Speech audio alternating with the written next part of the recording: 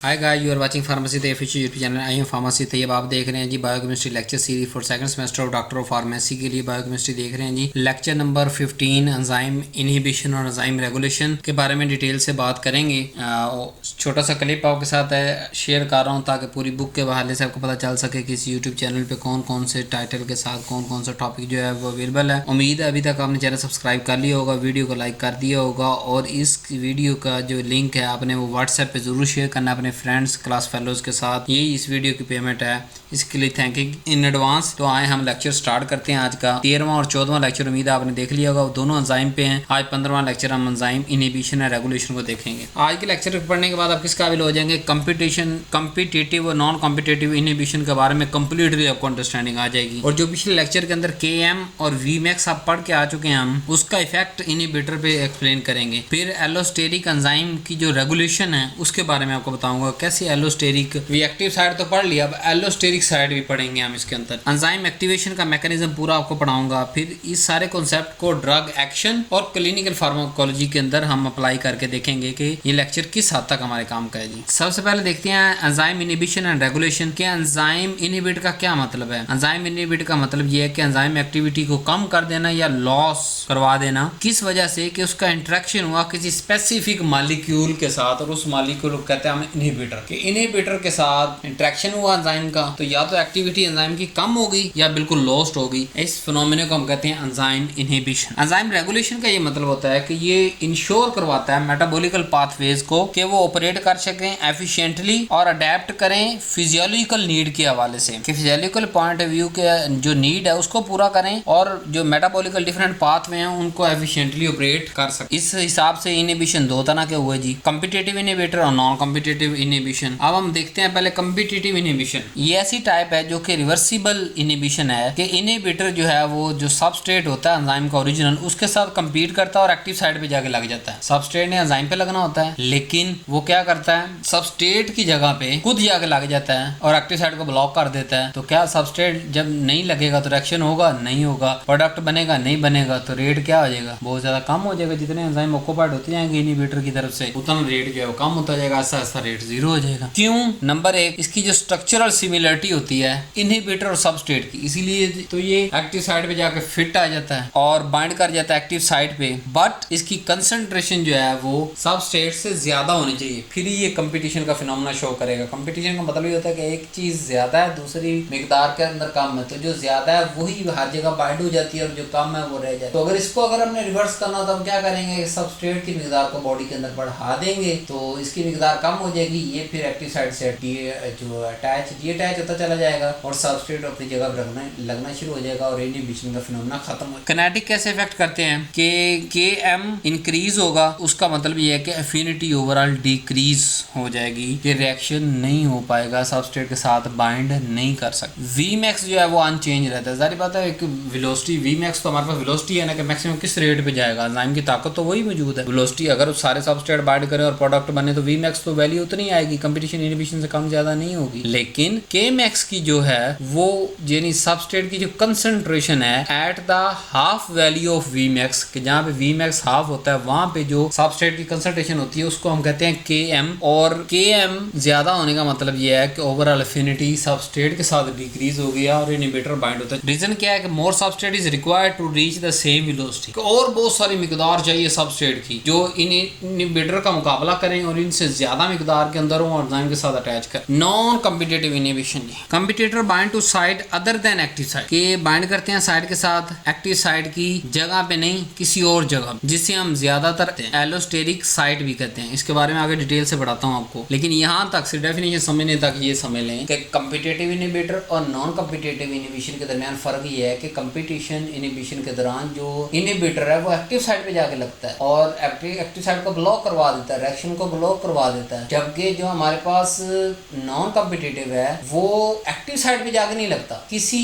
और allosteric side जगह पे, मतलब किसी और एंजाइम की जगह पे जाके लगता है, लेकिन ओवरऑल स्ट्रक्चर या कन्फर्मेशन चेंजेस ऐसी आती हैं उसके अटैच होने से कि एक्टिव साइड भी बेकार हो जाती है, वहां पे सबस्ट्रेट जुड़ ही नहीं पाता तो रिएक्शन फिर भी रुक गया दोनों तो नतीजे से। बट ये नॉन कॉम्पिटिटिव होता है कि सबस्ट्रेट के साथ तो कम्पीट ही नहीं कर रहा ना। कम्पीट उसको कहते हैं जब एक ही साइड के लिए दो चीजें कम्पीट कर रही हूँ, दो मुकाबले लगे हों, उसकी साइड ही अलग है। नंबर एक, कोई स्ट्रक्चर सिमिलरिटी नहीं चाहिए क्योंकि क्योंकि इसने तो अपनी एलोस्टेरिक साइड पे जाके लगना है और सबस्ट्रेट ने एक्टिव साइड पे, और ये बाइंड करके एंजाइम सबस्ट्रेट, ये एंजाइम के साथ बाइंड करता है और एंजाइम सबस्ट्रेट का कॉम्प्लेक्स बना लेता है, but can not be reversed bye. और ये सबस्ट्रेट जितने मर्जी बढ़ाते जाओ, जब एक्टिव साइड ही खराब हुई खड़ी है, किसी और जगह पे जो इनिबिटर बाइंड होने की वजह से एक्टिव साइड ही सही कन्फर्मेशन या स्ट्रक्चरल फॉर्म के अंदर मौजूद नहीं है, तो क्या सबस्ट्रेट बढ़ाने से वो रिवर्स हो जाएगा? नहीं होगा। इसीलिए इसे नॉन कंपटीशन कहते हैं कि ना एक तो कम्पीट नहीं कर रहे, दूसरा सबस्ट्रेट बढ़ाने से इसकी सेहत पे कोई असर नहीं पड़ेगा जब तक वो ग्रुप एलोस्टेरिक से रिमूव ना हो जाए और ये दोबारा अपने एक्टिव फॉर्म के अंदर ना आए। काइनेटिक या Km अनचेंज रहेगा कि सबस्ट्रेट की कमी वादे से हमें कोई फर्क नहीं। Vmax ओवर डिक्रीज हो जाएगी। क्यों Vmax डिक्रीज होगी? कि यहाँ पे एंजाइम तो पार्शियली इनएक्टिव है, चाहे सबस्ट्रेट की जितनी मर्जी कंसंट्रेशन मौजूद है या और भी बढ़ा ले तब भी उसको फर्क नहीं पड़ना। अब दोनों के दरमियान फर्क ताकि आपको समझ आ सके। सबसे पहले बाइंडिंग साइट यानी कहाँ जाके जुड़ेगा इनिबिटर, कम्पिटिटिव इनिबिटर इनिबिशन के अंदर ये जुड़ेगा जाके एक्टिव साइट पे। आपके नॉन कम्पिटिशन इनिबिटर या इनिबिशन के एलोस्टेरिक साइट यानी एक्टिव साइट के अलावा किसी और जगह। सबस्ट्रेट अगर मिकदार बढ़ाएं तो रिवर्स किया जा सकता है, नॉन कम्पिटिशन पे नॉट नहीं रिवर्स किया जा सकता। फिर सबस्ट्रेट की जो रिजेम्बलेंस है वो कम्पिटिशन इनिबिशन के दौरान जो इनिबिटर है उसकी शक्ल सबस्ट्रेट की तरह होनी चाहिए, क्योंकि उसने भी एक्टिव साइट पे बाइंड होना है, और नॉन कम्पिटिशन के अंदर उसकी कुछ शेप रिजेम्बलेंस नहीं चाहिए। Km हमारे पास जो है कम्पिटिटिव इनिबिशन के अंदर इंक्रीज हो जाता है, क्योंकि जैसे ही हम सबस्ट्रेट की कंसंट्रेशन बढ़ाएंगे तो ये रिएक्शन रिवर्स हो जाएगा, वहां से इनिबिटर रिमूव हो जाएगा और वहां पे जो है वो अटैच हो जाएगा सबस्ट्रेट और रिएक्शन कैरी आउट होना शुरू हो जाएगा। और दूसरा Km हमारे पास क्या वैल्यू होती है? Half of Vmax। जब Vmax हाफ है तब सबस्ट्रेट की कंसंट्रेशन क्या है, उसे Km कहते हैं। तो जब ओवरऑल सबस्ट्रेट बाइंड ही नहीं हो रहे, Vmax बहुत जो है वो अनचेंज रह रहा है हमारे पास, तो Km क्या होगा? इंक्रीज हो जाएगा। और नॉन कम्पिटिशन के अंदर कोई चेंज नहीं आएगा Km के दौरान, जबकि Vmax यहाँ पे डिक्रीज होगा नॉन कम्पिटिशन के अंदर। अब इफेक्ट देखते हैं इनिबिटर के on Km and Vmax। Km change क्या करता है? कंपटीशन इनिबिशन के अंदर Km इंक्रीज होता है और जो अपेरेंट एफिनिटी होती है उसको लो कर देता है। नॉन कंपटीशन के दौरान Km अनचेंज रहता है। Vmax की अगर बात करें तो कंपिटिटिव के दौरान Vmax अनचेंज रहता है और नॉन कंपिटिटिव के दरमियान Vmax डिक्रीज हो जाता है। क्लिनिकल रेलेवेंस की बात करें तो इससे हम आइडेंटिफाई कर सकते हैं कि इनिबिशन की कौन सी टाइप मौजूद है ड्रग स्टडी के दौरान, कि ये ड्रग अंदर जाके कंपिटिटिव इनिबिशन करेगी या नॉन कंपिटिटिव इनिबिशन करेगी। अब आगे चलते हैं रेगुलेशन। यहाँ दो टॉपिक पढ़ रहे हैं ना, एक इनिबिशन एक एंजाइम रेगुलेशन। अब एंजाइम रेगुलेशन पे जरा फोकस करते हैं हम, या एलोस्टेरिक एंजाइम रेगुलेशन भी इसको कहते हैं। अब सबसे पहले एलोस्टेरिक क्या होती है या एलोस्टेरिक साइड क्या होती है? कि एंजाइम की एक्टिविटी को रेगुलेट करना किसी भी मॉलिक्यूल के बाइंड होने के बाद अदर देन एक्टिव साइड, और जो अदर देन एक्टिव साइड उसको कहेंगे allosteric state. Allosteric side active side पे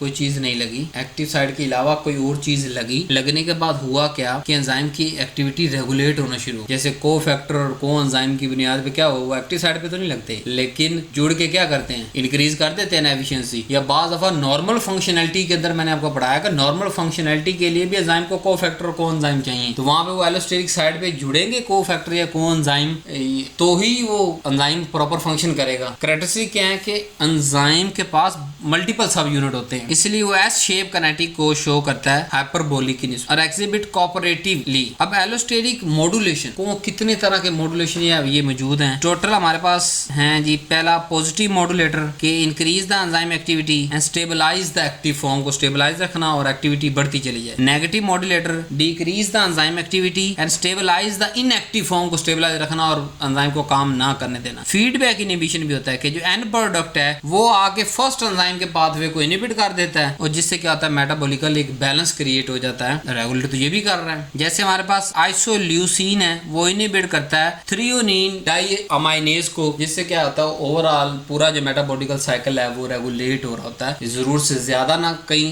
चला जाए, ज्यादा एक्सेस अमाउंट में ना बन जाए चीजें, या बहुत ज्यादा कम ना रहे। टोटल ओवरऑल मैंने आपको कहा ना कि आज एंजाइम एक्टिवेशन का मैकेनिज्म भी पढ़ाऊंगा आपको। 4 मेन तरह के मेन एक्टिवेशन है एंजाइम के एक्टिव होने के। सबसे पहले कोफैक्टर बाइंडिंग, कि एंजाइम को कोई ना कोई मेटल आयन या को एंजाइम चाहिए जो इसके साथ बाइंड करेगा तो ही ये फंक्शनल होगा और फंक्शन परफॉर्म करेगा। प्रोटियोलिटिक एक्टिवेशन, के enzyme synthesize an inactive precursor के तौर पे वो एक्टिव होता है और क्लेवेज आके इसको एक्टिवेट कर देती है। जैसे कि ट्रिप्सिनोजिन की शक्ल में एंजाइम जब बनता है तो उसको आगे टूट के ट्रिप्सिन के अंदर कन्वर्ट होना पड़ता है एक्टिव होने के लिए। पेप्सिनोजिन बनता है इनएक्टिव फॉर्म के अंदर और उसे पेप्सिन के अंदर कन्वर्ट होना पड़ता है एक्टिव फॉर्म के। इसको कहते हैं प्रोटियोलिटिक एक्टिवेशन। एक्टिवेशन पे कुछ थोड़ा सा ब्रेक डाउन करके एक्टिवेशन करवाना है। कोवेलेंट मॉडिफिकेशन जैसे कोई चीज यानी कि रिमूव या ऐड और ग्रुप स्पेशल फॉस्फोराइलेशन का जो फिनोमेना है, और ये रिवर्सिबल रेगुलेशन करती है कि अगर अटैच होगी तो एक्टिवेट करवा देगी, अगर कम एक्टिवेशन करना होगा तो उतने कम एंजाइम को हम फॉस्फोराइलेट करेंगे और वो रेट ओवरऑल कंट्रोल कर लेंगे। चौथा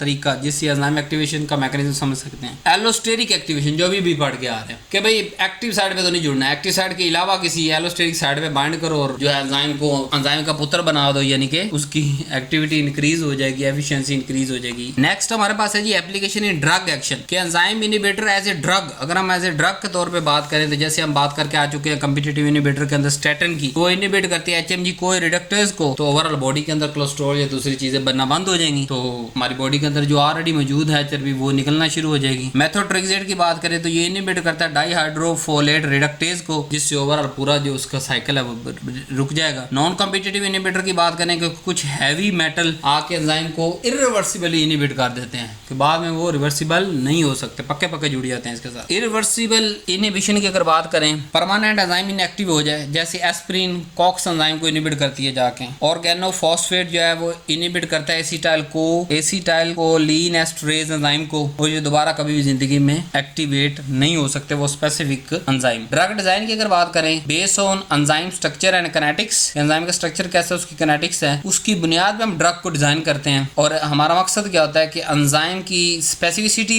ज्यादा से ज्यादा हो और टॉक्सिसिटी उसकी कम से कम हो। अब क्लिनिकल फार्माकोलॉजिकल एप्लीकेशन देख लेते हैं डिजीज ट्रीटमेंट के थ्रू, जैसे हाइपरटेंशन के अंदर हम एस को जाके इनहिबिट करते हैं, कैंसर के अंदर एंजाइम टारगेटेड कीमोथेरेपी करते हैं, इन्फेक्शन के अंदर एंटीबायोटिक जो कि बैक्टीरियल एंजाइम को जाके इनहिबिट करते हैं, टॉक्सिकोलॉजी के अंदर भी ये एंजाइम इस्तेमाल होते हैं कि enzyme inhibit lead to toxicity, तो जैसे हमारे पास ऑर्गेनोफॉस्फेट पॉइजनिंग हो जाती है। थेराप्यूटिक मॉनिटरिंग की अगर बात करें तो एंजाइम लेवल इंडिकेट करते हैं ना सिर्फ ड्रग रिस्पॉन्स को बल्कि ऑर्गन डैमेज को भी ये रिप्रेजेंट करते हैं। पर्सनलाइज्ड मेडिसिन के एंजाइम की वेरिएशन बहुत सारे ड्रग के मेटाबॉलिज्म को अफेक्ट कर रही होती है, स्पेशल जो CYP450 एंजाइम है उसको, तो ओवरऑल जब हम मुख्तलिफ कंट्रीज के अंदर जाते हैं जैसे Africa, Indonesia, Japan, India, Pakistan, इस तरह मुख्तलिफ कंट्री की CYP450 एंजाइम की जो एक पूरी क्लासेस मौजूद हैं, वो मुख्तलिफ जगह पे उनकी एरिया के अंदर कम प्रोडक्शन होती है, किसी जगह पे ज्यादा हो रही होती है, तो डिजीज को हम उसके साथ कोरिलेट कर रहे होते हैं कि अच्छा ये फलां इलाके में रह रहा है तो इसमें CYP450 की फलां वाली टाइप बहुत ज्यादा होती है, इस वजह से ये डिजीज यहाँ ज्यादा हो रही है। इस तरह इसको हम पर्सनलाइज मेडिसिन उस पेशेंट के लिए, उस एरिया ऑफ पेशेंट के लिए बना सकते। तो ओवरऑल हमने क्या पढ़ा आज के लेक्चर के अंदर कि एंजाइम का इनहिबिट होना बड़ा क्रूशियल है ताकि मेटाबॉलिज्म रेगुलेट रह सके, ड्रग एक्शन रेगुलेट हो सके। कॉम्पिटिटिव इनहिबिशन के अंदर Km